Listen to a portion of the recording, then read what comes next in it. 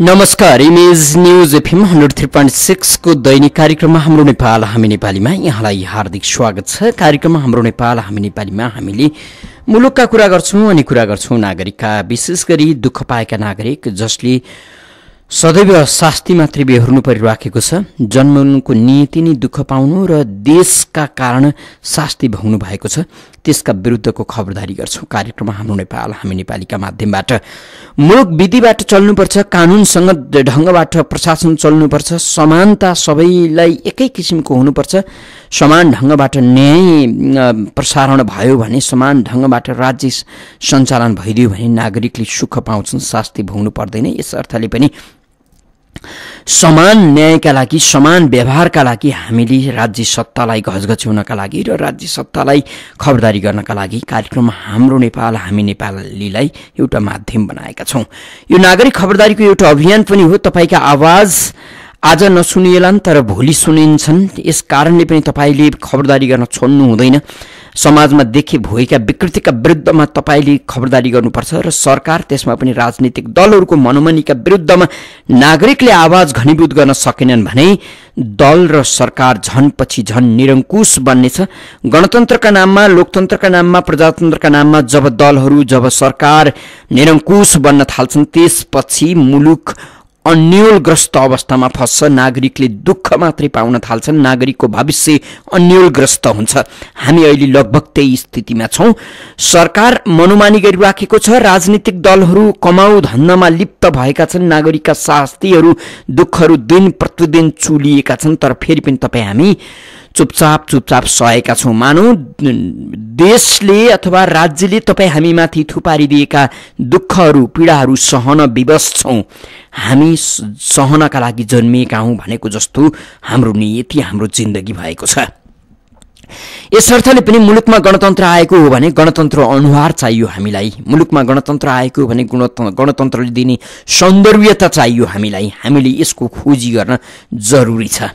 यति बेला मुलुकमा गणतन्त्र आएको छ। गणतन्त्र नामको शासन पद्धति अत्यन्तै कोक्याउने खालको कुरूप हुन्छ कि क्या हो, तपाई हामीले सोच्न विवश भइराखेका छौं।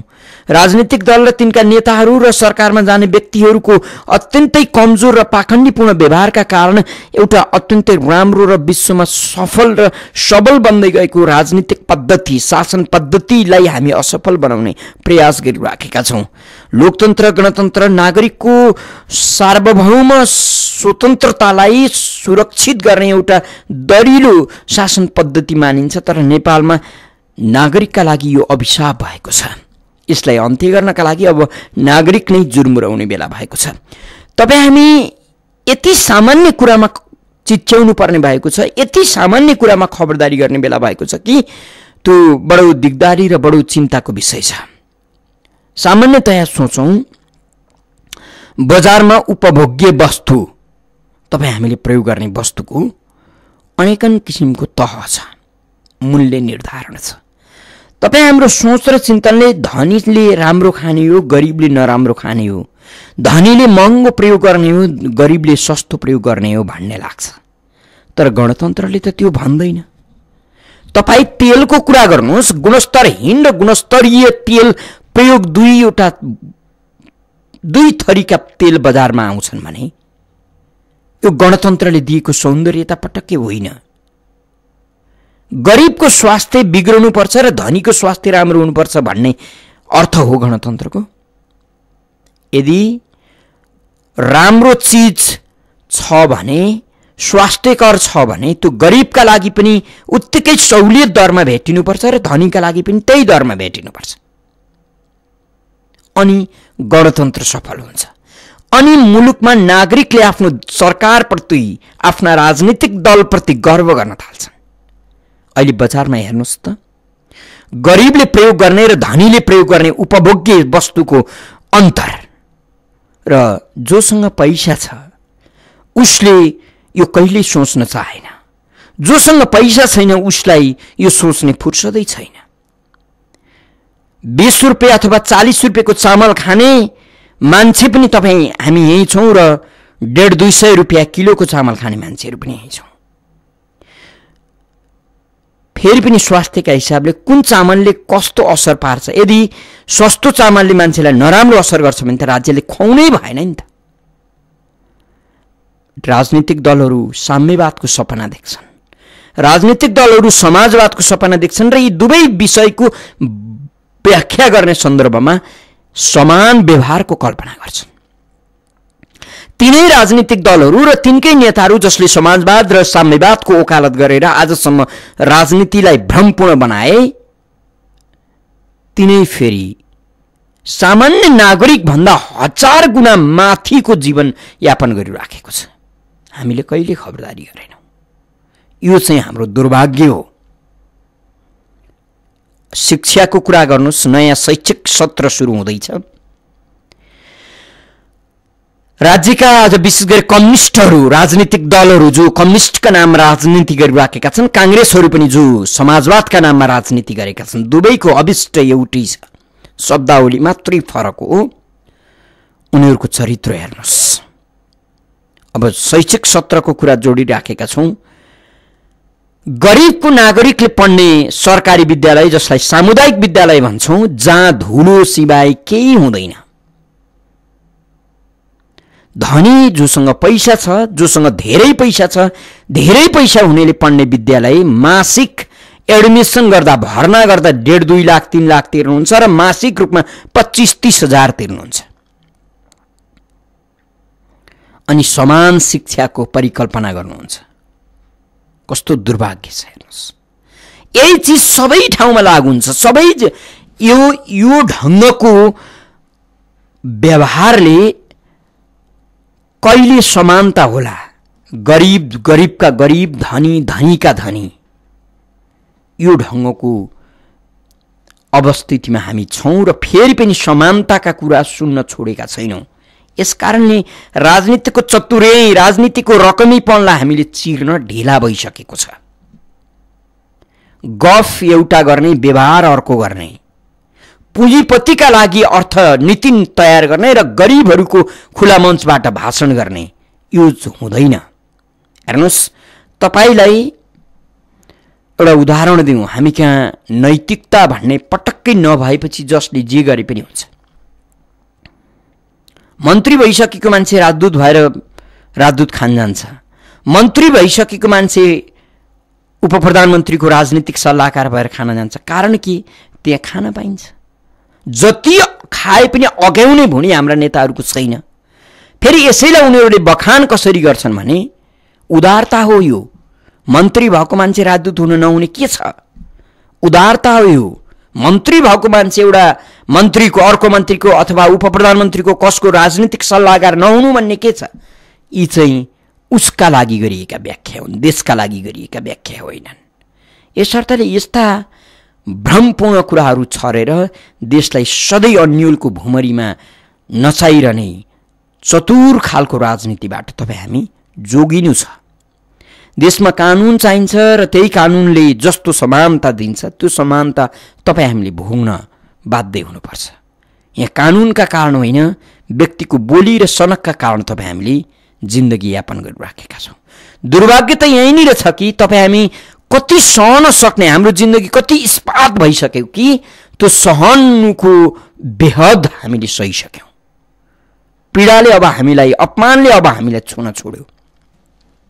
प्रहरी प्रशासन, ट्राफिक प्रशासन, सामान्य प्रशासन, स्वास्थ्य चौकी, अस्पताल, खानेपानी, विद्युत, टेलिकम, एउटा सामान्य किराना पसले सबैबाट अपमानित हुनुपर्छ उपभोक्ता।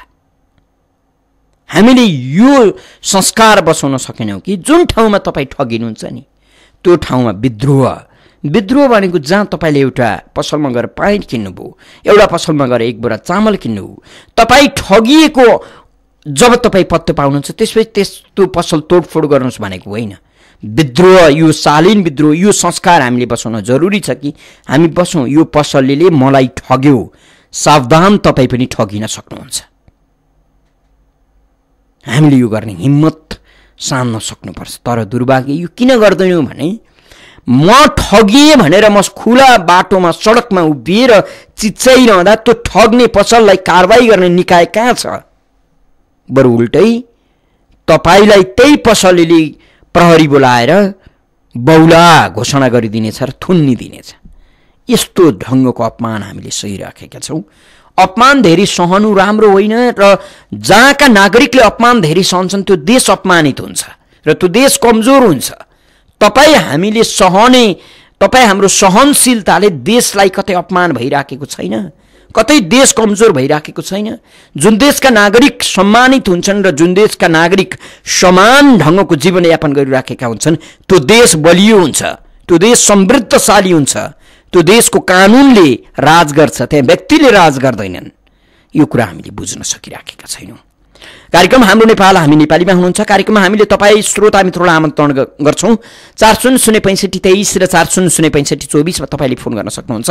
मुलुकमा विकृति सिवाय केही पनि छैन। विकृतिको बीचमा उभिएर तपाईँ हामीले जीवनयापन गर्ने प्रयत्न गरिराखेका छौँ। यसलाई चिर्नका लागि अब ढिला भइसकेको छ। तपाईँ हामी खबरदारीका लागि जाग्नु पर्ने बेला भएको छ। एकपटक तपाईँले आफ्ना लागि गर्दै गरेको साहसले, प्रतिकारले, खबरदारीले देश जोगिन सक्छ। तपाईँले आफ्ना लागि आफूले सहँदै गरेको अन्याय र अत्याचारका विरुद्धमा, शासकका विरुद्धमा तपाईँले खबरदारी गरिरहँदा तपाईँ जस्तै लाखौँ मान्छेलाई फाइदा हुन सक्छ। यस अर्थले तपाईँले जाँगर चलाउनुहोस्। हेपिनु, अपमानित हुनुका लागि तपाईँ हाम्रो जन्म यो मुलुकमा भएको होइन। टेलिफोन सम्पर्कमा कोही श्रोता हुनुहुन्छ, उहाँलाई स्वागत गरौँ। को बोल्दै हुनुहुन्छ? नमस्कार ठाकुरजी। हजुर भन्नुहोस् न। नेपाली वास्तवमा पृष्ठभूमिमा धेरै कुरा आइसक्यो। अब यिनीहरू खेसहरू भइसके, यिनीहरूको कानमा कुरा परेको छैन। आज संविधान जारी भएको 7 महिना बित्दैछ। दलहरूले संविधान बन्नु पूर्व संविधान सभाबाट संविधान भएपछि नेपाल स्वर्ग बन्छ भन्ने कुरा संसद सञ्चालन गर्ने नियावलीसम्म बन्न सकेको छैन। यसमा दलीय सिन्डिकेट खडा गर्न आफ्नो दलको भागभन्डा कोटा खोजेर संसदको नियावली अलपत्र परेको अवस्था छ। जबकि देश जति लुटे अब त चेत खुलेर विधिको बाटो कायम राख्नको लागि संसदको नियावली, पञ्चशीलको सिद्धान्तको आधारमा वैदेशिक नीति, आन्तरिक विकास, सामाजिक आर्थिक मानवीय नीति बनाएर जानुपर्नेमा एउटै नियमावलीमा अल्मलिएको छ। सर्वत्र राजनीतिकरण गर्ने उद्देश्य छ। अझ पद पाउन र टिकाउन भारतको चाकरी गर्ने परम्परा तोडिएको छैन। अहिले नेपाली काङ्ग्रेसको दलको निर्वाचन सकिँदैछ। भारतलाई चाकरी गरेर पद पाउन हतार छ शेरबहादुर देउवाजीलाई। अब भारत जाँदैछन्, फर्केको 1-1.5 महिनामा सायद प्रधानमन्त्री बन्छन् पनि होला। उनी दानी छन्, के दान गरेर पद ग्रहण गर्छन् त्यसको हिसाब त काङ्ग्रेस जनले देला नै। हामी खोज्छौँ, हामी चुप लागेर बस्ने छैनौँ। हामी भन्छौँ तिम्रा विखण्डनकारी भारतले गरिदिएको एजेन्डाले देश सकिन लाग्यो, त्यो खारेज गरेर सुशासन देऊ भन्ने खबरदारी गर्न चाहन्छु। नमस्कार। गङ्गाप्रसाद शर्मा नेपाली हुनुहुन्थ्यो हामीसँग कुरा गर्दै। फेरि पनि टेलिफोन सम्पर्कमा अर्का कोही श्रोता मित्र हुनुहुन्छ। को बोल्दै हुनुहुन्छ? हजुर नमस्कार, म प्रदीप मान श्रेष्ठ, काठमाडौँबाट। हेर्नुहोस्, अब प्रधानमन्त्री ओलीले अझै पहाड र तराई नेपालबाट अलग ल्याउने समूह सक्रिय छन् भनेर उहाँ आफै भन्नुहुन्छ। त्यो सक्रिय भएको समूहलाई किन सम्हाल्दैन? किन नेपालको कानुन अनुसार कारवाही गर्दैन? यो यस्तो प्रश्न हो। अहिले मधेस तराईको हाम्रो मेचीदेखि महाकालीसम्मकै भन्नुहोस्, अब त्यहाँ 1 करोड जनसङ्ख्या छन् भनेर नरेन्द्र मोदी प्रधानमन्त्रीले भनिसक्यो। अब यता एउटा अर्को कुरा के छ भने हाम्रै संविधानमा पनि धेरै त्रुटिहरू छन्। हेर्नुहोस्, एउटा त्रुटि मैले भर्खर के फेला पारेँ भने अब संविधानको धारा 11 को खमा प्रष्टै रूपमा अब भारतीय नेपालबाट गएका नेपाली चेलीहरू भारतसँग बिहा गरे पनि अब उसबाट जन्मने सन्तान चाहिँ नेपाली नागरिकता हुनुपर्ने, किनभने आमाको नामबाट भनेछ। अब उससँग त पहिला नेपाली नागरिकता त छँदैछ नि। त्यसो भएपछि त नेपाल त फिजिकरण हुन्छ। 20 वर्ष, अब हेर्नुहोस् 35 लाख त 36 सालमै भइसकेको थियो भारतीय नागरिक। त्यसपछि 45 लाख गिरिजाप्रसादले थप्यो। त त्यो 80 लाखको अहिले कति भयो होला? अब भनेपछि हामी त अल्पमतमा हुन्छौँ। यो नागरिकता चाहिँ छानबिनै हुनुपर्छ, होइन भने अब यसरी संविधानको त्यो धारै संशोधन गर्नुपर्छ, होइन भने नेपाल त नेपालीको लागि परदेशै हुन्छ। धन्यवाद। प्रद्युमान श्रेष्ठ हुनुहुन्थ्यो। फेरि पनि टेलिफोन सम्पर्कमा अर्का कोही श्रोता हुनुहुन्छ। को बोल्दै हुनुहुन्छ? हजुर, म शिवदत्त ढकाल बालजुबाट बोलेको हो। भन्नुहोस्।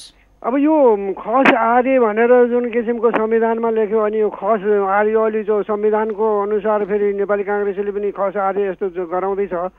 अब यो चाहिँ आर्य भनेको त एउटा कुनै वर्ग जाति कसैले लेख्दैन, यो एउटा शिष्ट, एउटा विशिष्ट एउटा हो, सभ्य हो। अनार्य नभनौँ भनेका छन् अर्जुनलाई कृष्णले। आर्य भनेको सभ्य शिष्ट भन्ने अर्थ हो, यो कुनै जातिको कुरा होइन। सबै आर्य हुन सक्छ, जो किसिमको जुन चरित्रको कुरा हो, चरित्रवान भनेको हो। यसरी संविधानमा यो जुन शब्दहरू छन् यी छन्, यो व्याख्या छ। एउटातिर अहिले प्रदेश बनाएका छन्, 1 नम्बर 2 नम्बर 3 नम्बर। राणाको पहिला पनि त्यो 2 नम्बर 3 नम्बर थियो, जाने साङ्जा 4 नम्बर थियो। अब यो किसिमको यो मन्त्रीमण्डलले यो अर्को संविधानमा हो यो 25 जना मन्त्रीमण्डल भनेको छ। अहिले धेरै मौजुद बनाएको छ। अब यो पार्टीका मान्छेले त्यही प्रदेशकोबाट जाने फेरि चुनाव गरेका छन्। यो किसिमले संविधानको पनि एउटा केही अर्थ बुझिएको छैन। यस किसिमले यो भद्रगोल यो यिनीहरूबाट यो अनेक अनर्थ जाने न भाषा न शब्द न के अन्य जाति भन्यो के भन्यो। अब यी व्यक्तिबाट देश चल्नेवाला छैन। यिनीहरूको सपोर्ट मौन हेर्नु पनि एउटा मौन समर्थन हो। अब त्यसलाई चाहिँ हामीले चाहिँ हेरेर ठुलो हेरेर सपोर्ट हामी किन हेर्छन् भने हामी नि त्यसै गरेर जाउँला भन्ने एउटा मनसा होला नि त। यस कारणले यो प्रतिरोध गर्नको लागि मानिसहरूको मनस्थिति फेरिनु पर्यो। यिनीहरूको जाने बाटोलाई छोड्नु पर्यो, जनताले छोड्नु पर्यो यिनीहरूको बाटो जान।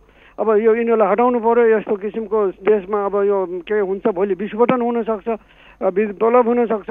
यो मेरो चाहिँ यो भनाइ हो। हजुर, यहाँलाई हामी धन्यवाद दिन्छौँ। शिवदत्तजी हुनुहुन्थ्यो। फेरि पनि टेलिफोन सम्पर्कमा अर्का कोही श्रोता हुनुहुन्छ। को बोल्दै हुनुहुन्छ? हजुर, भन्नुहोस् त, यहाँको आवाज राम्रोसँग सुनिएको छैन, भन्नुहोस्। होइन, हाम्रो यो दुश्मनै अब यो संहिता हो।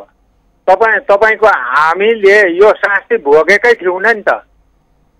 तपाईँको संविधान नबनुन्जेलसम्म हामीले सहज वातावरण थियो, सहज हामीले चाहिँ जिउने पाइराखेका थियौँ नि त। हामीलाई किन यो संविधान भारतले त्यत्रो भनिराखेको थियो, यिनीहरूले जबरजस्ती यो युरोपियनको यो डलर खाएर यिनीहरूले रात घोषणा गर्नले गर्दाखेरि अहिले हामीले यस्तो शास्ति भेट्नु पर्यो। हाम्रो क्षति कति करोडौँ हामीले क्षति पनि भोग्नु पर्यो। अब यो कहाँबाट पुर्ताल हुने? त्यसले गर्दा अझै तपाईँको हामी भारतले उसले हिन्दू राष्ट्र होस् नेपाल भनेर चाहिएको छ। त्यो जो चाहिँ उसले चाहिँ अझै नेपालका नेताले बुझेनन् भने, अझै कडाइका साथ त्यहाँ गरिदियो भने नेपालको हालत के हुन्छ?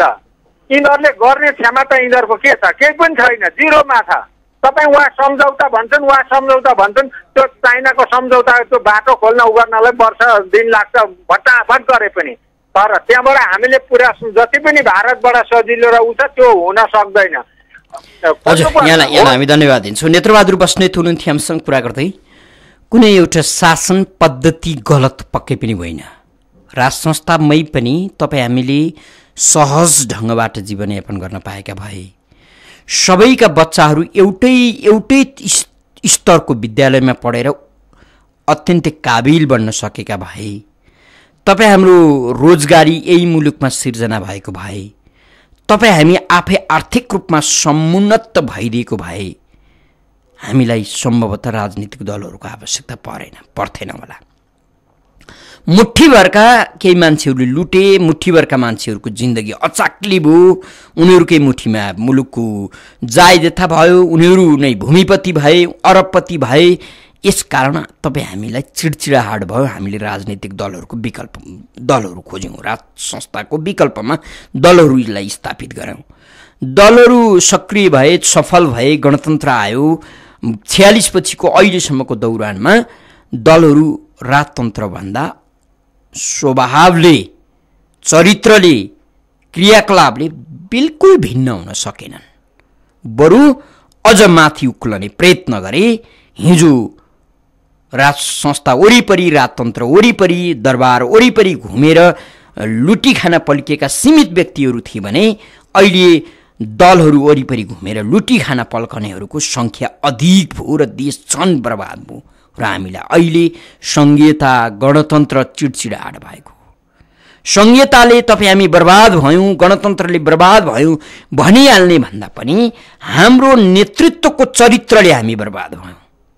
यो सानो मुलुक संघीयता नभइदिएको भए पनि हुन्थ्यो। होइन, संघीयता चाहिन्छ, नागरिकका लागि सहज बनाउनुपर्छ, शासन पद्धतिलाई सरल बनाउनुपर्छ भन्ने हो। संघीयतामा जाने नै हो भने पनि देशलाई आर्थिक रूपमा सबल बनाइदिएको भए हुन्थ्यो। अहिले मान्छेहरू नेपालमा बाँच्न नसकेर खाडी गइराखेका छन्। हिजो मात्रै हामीले लीला निरौलाको आँसु हेऱ्यौँ, लीला निरौलाको आँसुसँग बस्यौँ। अवस्था यस्तो छ।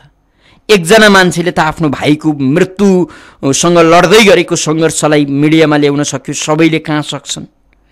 यसकारण पहिला नीति चाहियो, नीति बनाउनु पर्यो अनि नीतिले देश चल्नुपर्छ भन्ने चिन्तनमा हामी लागेनौँ। अनिस भाइले मलाई टेलिफोनमा फोन आछ भने हो जस्तो लाग्यो। कोही श्रोता मित्र हुनुहुन्छ, उहाँलाई बोलाउँ।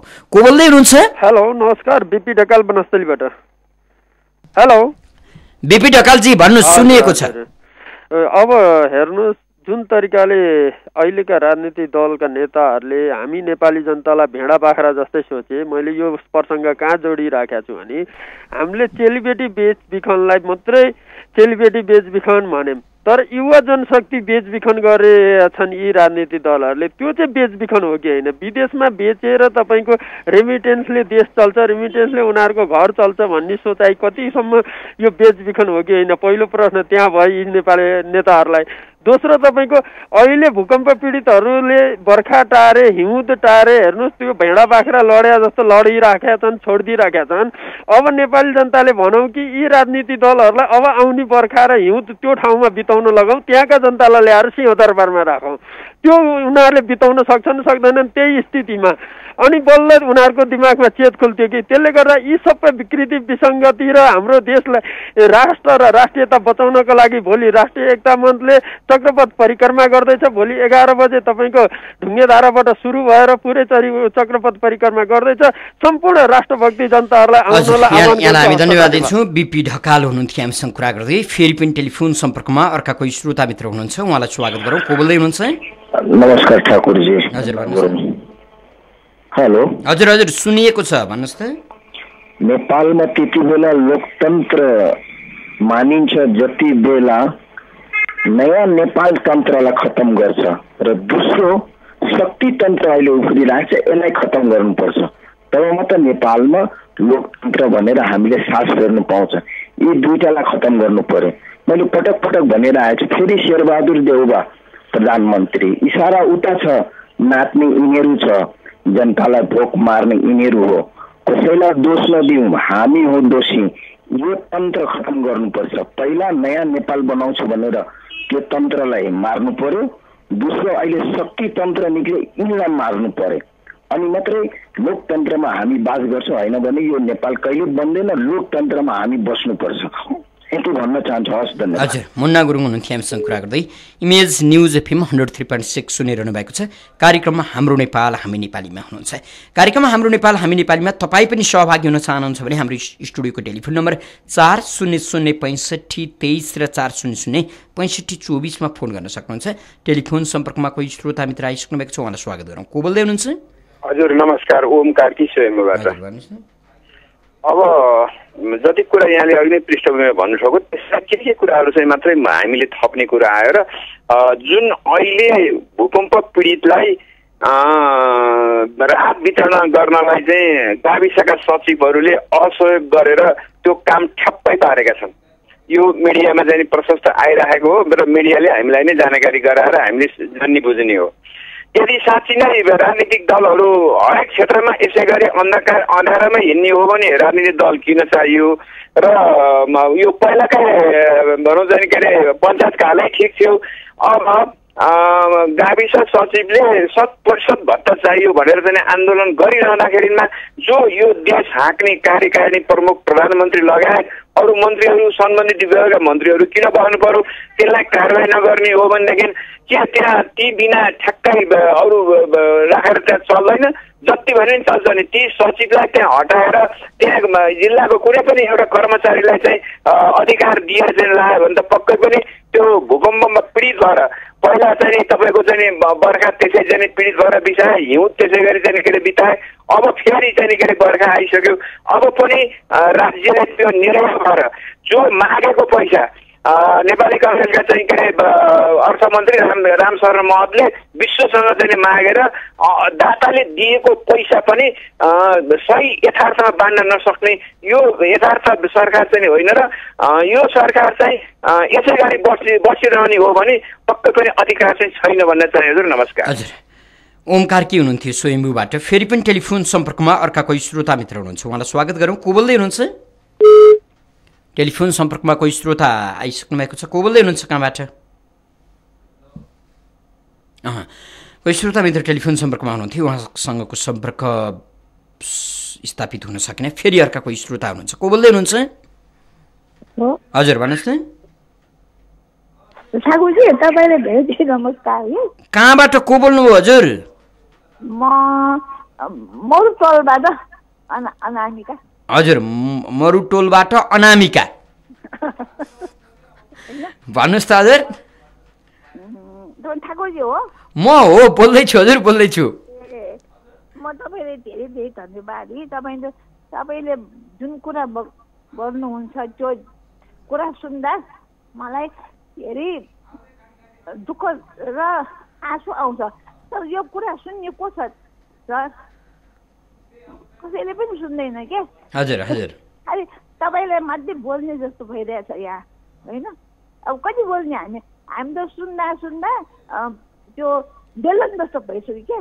त्यो बेलनमा हावा पर्छ होइन, जब कार्यक्रम सकिन्छ त्यो हावा सबै सुकेर जान्छ, होइन? त्यसै भइरहेछ। के हुन्छ यो नेपालमा? मलाई त केही पनि देखेन क्या। भविष्य, वर्तमान अनि के विगत पनि राम्रो भएन। हजुर यो तिनटै मैले देख्दै जस्तो लागेन। यहाँ जस्तो छ त्यस्तै हुन्छ जस्तो लाग्छ। हजुर हजुर। अब यहाँलाई हामी धन्यवाद दिन्छौँ। तपाईँलाई धन्यवाद छ जुन कि तपाईँ बोल्नुहुन्छ, त्यो धेरै नै दुःख लाग्दो कुरा छ क्या। मेरो त आगो आउँछ यो कुरा सुन्दाखेरि। त्यति म त राजनीति गर्न जान्दैन है। हजुर यहाँलाई हामी धन्यवाद दिन्छौँ। विशेष गरी तपाईँको स्वर सुन्दैमा पनि तपाईँ उमेरले पाएको हुनुहुन्छ भन्ने हामीले लख काट्न सक्छौँ, त्यो अनुमान गर्न सक्छौँ। हाम्रो उद्देश्य र ध्येय चाहिँ यही हो। अहिले तपाईँ हामी चिच्याउँदा, अहिले तपाईँ हामीले खबरदारी गर्दा आजको भोलि यो बिग्रँदै गरेको, कमजोर बन्दै गरेको, थेत्तरो बन्दै गरेको राजनीतिले एकाएक सुध्रेला र तपाईँ हामी पुरा गजब को ढङ्गबाट शान्ति र अमनचैनसँग हामी बाँचौँला भन्ने होइन। तर त्यस्ता दिन आउँछन्, हामीले खबरदारी गरेनौँ भने अरू कयौँ वर्ष यस्तै यही ढङ्गको जिन्दगी अरू पुस्ताले बिताउनु पर्नेछ। तर कम्तीमा हामीले आज विद्रोह गर्न सक्यौँ। त्यो विद्रोह तपाईँ हामीले तरबार बोकेर, बन्दुक बोकेर मान्छेको घाँटी छिन्याउँदै हिँड्ने विद्रोह होइन, आवाजको विद्रोह, खबरदारी। यो खबरदारी गर्न सक्यौँ र तपाईको उमेर भर्खरै अनामिकाजीको उहाँ अग्रज हुनुहुन्छ, आदरणीय हुनुहुन्छ। तपाईको मनमा यो राज्यले हामीलाई दिएको पीडा, अन्याय, दलहरूले गरेको अत्यन्तै दुष्कर्मका बारेमा आक्रोश चुलियो। अर्को एकजना युवामा त्यस्तै चुलिएला। जसले कार्यक्रम सुन्नुहुन्छ अथवा जो तपाईँ अन्याय सहन तयार हुनुहुन्न, तपाईँका मनमा कम्तीमा म अन्यायमा परेको छु, अब म देशलाई प्रेम गर्छु, मेरो स्वार्थका लागि होइन, म देशका लागि अब नागरिक खबरदारीमा समाहित हुन्छु, मैले आफ्नो खबरदारी एक्लै पनि गर्न सक्छु, विधिका लागि म नयाँ ढङ्गबाट खबरदारी अभियानमा जुट्न सक्छु भन्ने तपाईँलाई जब लाग्छ, त्यसपछि देश सुध्रने हो। त्यसका लागि केही समय हामीले कुर्नु पक्कै पनि पर्छ। कारण नराम्रो चिजलाई भत्क्याएर राम्रो बनाउन निकै कठिन पर्छ। त्यो कठिन घडीमा तपाईँ हामी उभिएका छौँ। कम्तीमा तपाईँ हामी विधिको शासनको कुरा गर्नुपर्छ। हिजो मात्रै हामीले लीलाजीको कुरा गऱ्यौँ, उहाँको भाइको मृत्युसँग लड्दै गरेको सङ्घर्षको कुरा गऱ्यौँ र हामीले एकजना सांसदसँग कुराकानी गरायौँ। दिलनाथ गिरी राप्रपाका नेपालका प्रमुख सचेतक समेत हुनुहुन्छ। उहाँले बेलुका साँझ फोन गर्नुभएको थियो, ठाकुरजी म ज्यानले दिएसम्म म काम गर्छु। उहाँले रेडियोबाट झलनाथ खनालको नजिकको पनि कुरा गर्नुभयो। उहाँ जोसुकै हुनुहोस्, मैले उहाँलाई भने दिलनाथ दाइ झलनाथ खनालको मान्छे हो कि फल्नो खनालको मान्छे, यो सरकारको विषय होइन, एउटा नेपाली हो।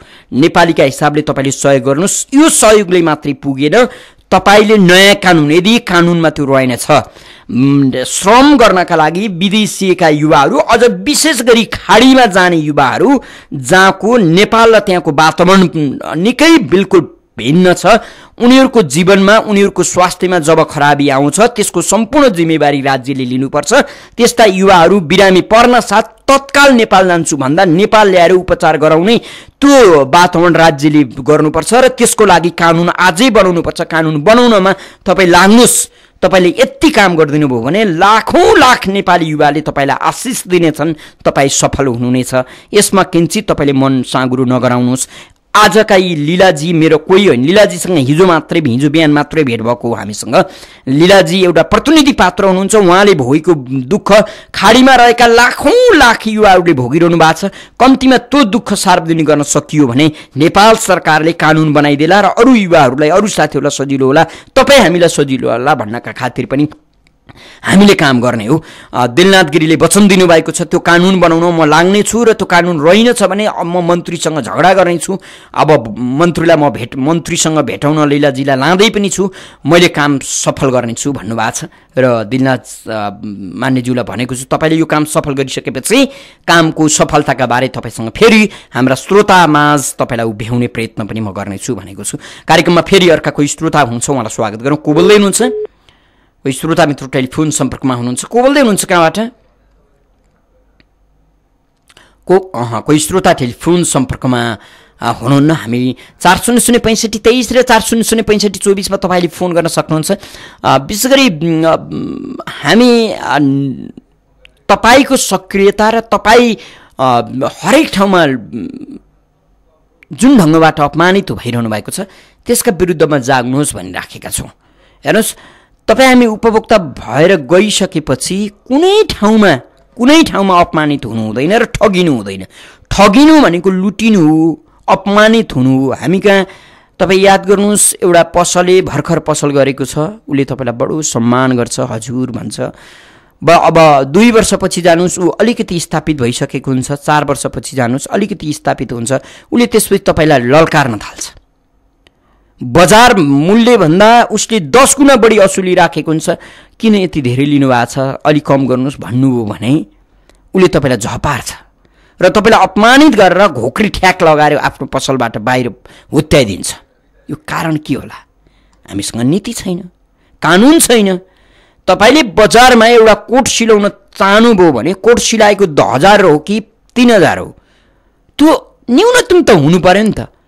त्यो कानुन जब देशमा बोली हुन्छ, कोट सिउने कानुन बन्न जरुरी छैन मित्र, तर अरू कानुन जब बोली हुन्छ कोट सिलाउने यत्तिकै व्यावहारिक कानुन स्थापित हुन्छ। यतिसम्म सिलाउँदा यति पैसामा एउटा कोट सिलाइयो भने यो फाइदा यति हुन्छ भन्ने सबैलाई त्यो मान्ने हुन्छ। एउटा कोट सिलाएको एक ठाउँमा 5000 छ, एक ठाउँमा 2000 छ, एक ठाउँमा 1500 छ, एक ठाउँमा 1000 छ। कस्तो गजबको कुरा होला यो। यो हुनु भएन। स्कुलको हालतै हेर्नुहोस्, कुनै स्कुलले 30,000 लिएका छन्, 30,000 लिने स्कुलमा पढाउने अभिभावकसँग पैसा छ पढाए भन्ने तर्क कमजोर हो। त्यो 5 लाख रुपियाँ मैले मासिक तिरेर म बच्चा पढाउँछु, म गर्छु भन्ने कुरा पनि गलत हो। त्यो त कि त एउटा मान्छेले आफ्नो घरखेत बेचेर समाप्त पार्दैछ बच्चा पढाउने न्युमा, त्यो पनि राज्यका लागि राम्रो कुरा होइन। कि त एउटा मान्छेले चरम भ्रष्टाचार गर्दैछ र आफ्नो छोराछोरीलाई अरूभन्दा भिन्न बनाउने प्रयत्न गर्दैछ। राज्यले समान व्यवहार गर्ने हो भने त समान हुनु पर्यो। त्यसमा केही तलमाथि हुनु कुरा बेग्लै हो। केही कुरा भिन्न हुन सक्छन् तर आकाश जमिन भिन्न हुन सक्दैन। टेलिफोन सम्पर्कमा कोही श्रोता हुनुहुन्छ भने हामी कुरा गर्छौँ। कार्यक्रमको अन्त्यमा पनि छौँ। को बोल्दै हुनुहुन्छ? कहाँबाट को बोल्दै हुनुहुन्छ? आज टेलिफोनमा केही गडबडी आएको हुनुपर्छ। को बोल्दै हुनुहुन्छ कहाँबाट? म कुमार हरियाल बौद्धबाट। बौद्धबाट भन्नुहोस् हजुर, भन्नुहोस् हजुर। अब हिजो हजुरले जुन त्यो लीला मैनालीको कुरा गर्नुभयो नि सर, त्यो ज्यादै मार्मिक लाग्यो मलाई पनि होइन। अब आफूसँग त अब त्यस्तो किसिमको अब सहयोग गर्ने हामीले सक्दैनौँ भनौँ न। जे भए नि हामीले चाहिँ एउटा परिश्रम उसलाई चाहिँ एउटा सेवा गर्न चाहिँ सक्छौँ। तर के भन्छ, हाम्रो जुन देशमा अहिले रेमिटेन्सहरू आइरहेछ, यहाँ देश चलिरहेछ, नेताका खर्चहरू चलिरहेछ, विशिष्ट श्रेणीहरूलाई भत्ता चलिरहेछ भनेदेखि त्यो रेमिटेन्स आएको पैसा चाहिँ केही अंश चाहिँ सरकारले चाहिँ त्यहाँ गएका मान्छेहरूलाई निःशुल्क उपचार गरिदिने, त्यसका परिवारहरूलाई निःशुल्क उपचार गर्ने एउटा व्यवस्था मात्रै, कानुनी व्यवस्था मात्रै गरिदिए पनि त एउटा कमसेकम नेपालले एउटा चित्त बुझाउने ठाउँ हुन्थ्यो नि। त्यस्तो अवस्था आउँदैन थियो। साह्रै नै समस्याको हरू देखिरहेको छ।